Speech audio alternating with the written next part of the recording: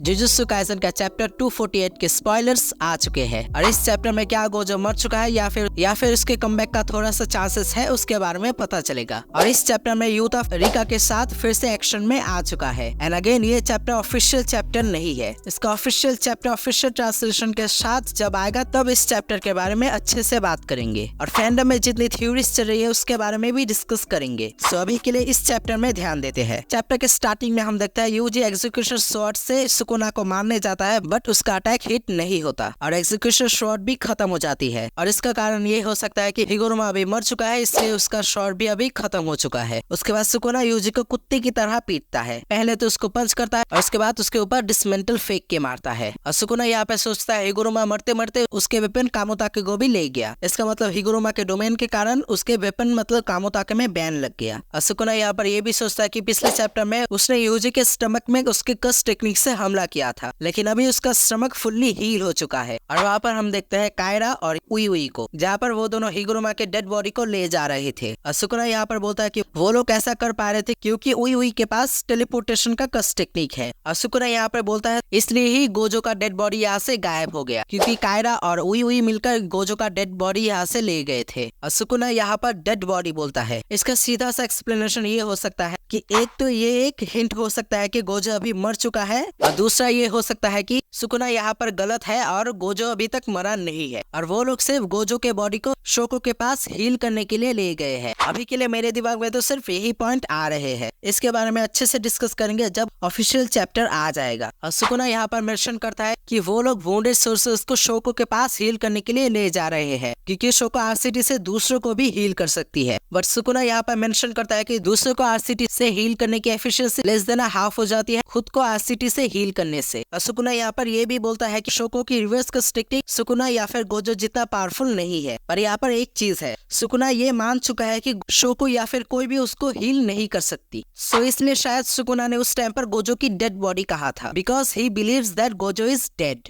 और यहाँ पर हमें दिखाया जाता है कि यूजी ने 1 महीने के अंदर अंदर रिवर्स कस टेक्निक को सीख चुका है, इसलिए उसने अपनी वुंड्स को हील कर लिया था। और सुकुना यहाँ पर अपने अलग ही ख्याल में डूबा हुआ है। हिगुरुमा अभी मर चुका है, इसलिए सुकुना काइंड ऑफ अपसेट है। और सुकुना सोचता है कि मैंने कभी दूसरों से सेटिस्फाई होने का सोचा ही नहीं। जब मुझे खाने का मन करता है मैं खाता हूँ, जब किसी को मारने का मन करता है मैं मारता हूँ। If it's fun I play, it's perfect to fill up the boredom until I die. और ये अभी थोड़ा सा इम्पोर्टेंट है। सुकुना ने अभी मरने की बात की है। भाई मुझे सही में ये वाइब आ रही कि सुकुना जल्दी ही मरने वाला है और ये गेगे का एक हिंट हो सकता है कि सुकुना बहुत ही जल्दी मरने वाला है। और सुकुना यहाँ पर उन सोर्सेस के डेथ पर अपसेट है क्योंकि अब सुकुना को उनके आइडियल्स के बारे में पता है। वो सोचता है कि मैंने ऐसे ही सोर्सेस को पहले भी देखा है, क्या मैं 1000 साल बाद अभी चेंज हो चुका हूँ? नहीं, ये तेरी वजह से हुआ है। मैंने 1000 साल पहले ऐसे ही सोर्सरर से लड़ा था बट उन लोगों की आइडियल्स मेरे लिए मरने से पहले लास्ट वर्ष से ज्यादा कुछ भी नहीं था। और उसके बाद सुकुना बोलता है कि हमारी सोल एक ही बॉडी में थी, इसलिए मैं इस बंदे को जानता हूँ। उसकी सोल जितनी बार भी टूटे वो कमबैक कर जाता है। और सुकुना आगे बोलता है उसके आइडल्स के कारण वो मुझसे इतना कमजोर होने के बाद भी वो हार नहीं मानता, वो मुझसे भी मैच करने लगता है। और वो आगे बोलता है मेरी लाइफ इतनी ज्यादा लंबी थी और फिर भी मेरी कोई भी आइडियल नहीं थी। मैं ऐसा इंसान था जो इसको हेट करता था, बट फिर से मैं चुनता हूँ कि मैं तेरे आइडियल को तोड़ूंगा। और कलिंग गेम में एक और रूल ऐड होता है एक प्लेयर के द्वारा, और वो ये है कि मेगुमी फुशिगुरो टेंगन और ह्यूमंस को एक साथ मर्ज करने का ऑथोरिटी होल्ड करता है। और मेगुमी के बॉडी के अंदर कौन है?